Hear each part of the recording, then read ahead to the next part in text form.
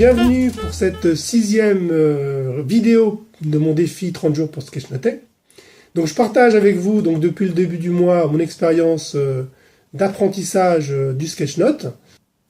J'ai choisi pour cet apprentissage d'utiliser un guide, le guide du sketchnoteur débutant de Béatrice Lhuillier. Donc depuis le début du mois, je découvre le sketchnote. Je me suis aperçu que le sketchnote était de plus en plus répandu en France, mais c'est surtout beaucoup développé dans le monde anglo-saxon. Il y a énormément de références en anglais. Et puis, donc dans le guide, la première chose à faire, ce qui est conseillé, c'est de se fixer un certain nombre d'objectifs et de se poser la question pourquoi on veut faire du sketchnote. Parce que c'est important d'avoir toujours, lorsque l'on apprend quelque chose, c'est important de savoir pourquoi on le fait pas juste comme ça.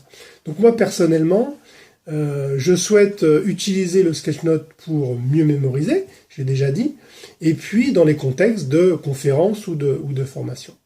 Donc aujourd'hui, je vais vous montrer où j'en suis un petit peu de cet apprentissage. Et donc j'ai commencé par les bases, à savoir d'avoir du matériel. Donc il faut du matériel, il ne faut pas grand-chose. On peut commencer vraiment avec les moyens du bord, je dirais. Donc moi, par exemple, j'ai simplement, je me suis pris un feutre, un stylo qui s'efface, également un crayon, enfin un critérium. Et puis, ce qui est bien, c'est d'avoir quelques couleurs, au moins 2, comme un rouge et puis un bleu. Et puis, pour écrire, moi je vais utiliser des feuilles de papier A4. Et puis j'ai investi dans un Moleskine parce que je trouve que c'est bien d'avoir un carnet un peu de bonne qualité, de manière à pouvoir garder et puis voir la progression des sketchnotes. Donc voilà, donc deux supports. Pour démarrer le sketchnote, il y a plusieurs possibilités, parce que le sketchnote c'est fait donc de texte et de dessin, et on est plus ou moins bon pour écrire ou pour dessiner. Personnellement, je suis pas très bon en dessin, enfin je suis quasiment nul, quoi. Et donc, j'ai pris les bases. Donc les bases, en fait, c'est de dessiner des carrés, des ronds, des triangles. Donc on revient un petit peu en enfance. Donc je vous montre un petit peu mes chefs-d'œuvre. Donc voilà. Des ronds, des carrés. Alors ça peut paraître comme ça un petit peu idiot, enfantin, mais en fait avec des ronds, des carrés, des triangles, je me suis aperçu, des traits et puis des pointillés, et on peut faire plein de choses en fait.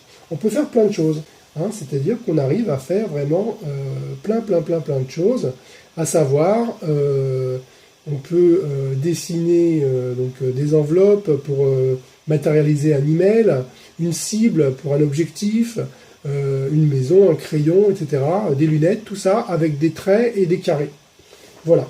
Et puis je me suis amusé avec également la grille de Microd, donc on peut aussi télécharger gratuitement.